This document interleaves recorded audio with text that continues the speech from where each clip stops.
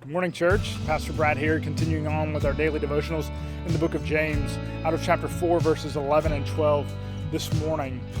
Is it okay for Christians to judge? We've heard oftentimes, you may have even said it yourself, or at least thought it yourself, don't judge me, or only God can judge me. Well, we see in other parts of the scripture, we're actually to make a judgment. We are to not allow or to go and restore a brother when he's in sin and to bring them back into the body. So to do so, we have to in some way make a judgment. But James touches on judgment in chapter 2. If you remember, he says, don't be partial or don't show partiality toward someone else that comes into your facilities, your assembly, when you gather together. Don't give the rich something you're not willing to give the poor. He says that we're not to judge in a particular way. And I think it's important to this text this morning as well, because James connects something to judging that is very important. It is criticism and defamation, or defaming someone. He says, do not criticize or defame a brother in judging them. Now, what's interesting about this word criticism that he uses here, it actually means to speak against, and was used throughout the Bible in multiple different contexts, being that to question legitimate authority, to slander someone in secret, bringing false accusations.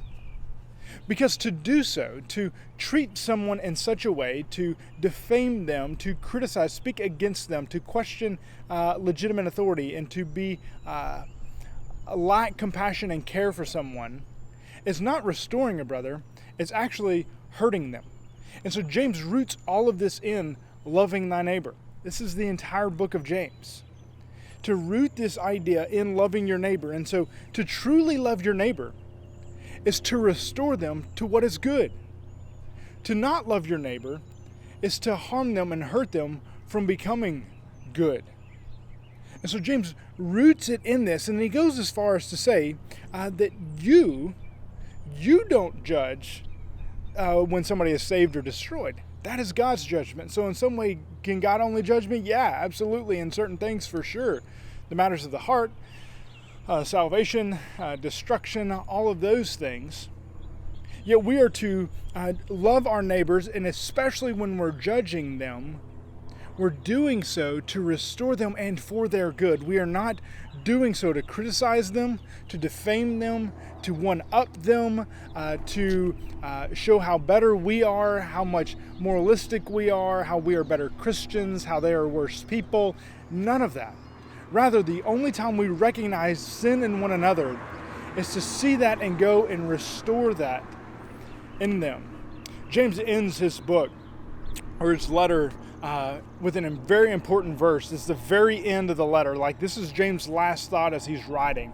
And he kind of brings all this together in the idea of making a judgment on someone in their sin, yet doing so to restore them to salvation. So listen as James finishes his entire letter. And of course, we'll do a full devotional on this in the coming days. It says this, if any among you strays from the truth and someone turns him back, let that person know that whoever turns a sinner from the error of his way will save a soul from death and cover a multitude of sins.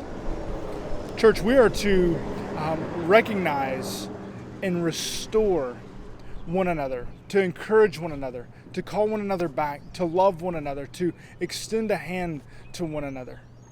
We are not to judge and look down upon and push aside and suppress and oppress others because they may be struggling with a particular sin that is different than our particular sin. And so be thinking through this as we have a watching world accusing us of judging them, when our judgment is not hateful toward them. Rather, it's to welcome them back, or to share with them the truth, to create good in their hearts. Hey, listen, church, we love you. We're praying for you. We'll see you in the morning.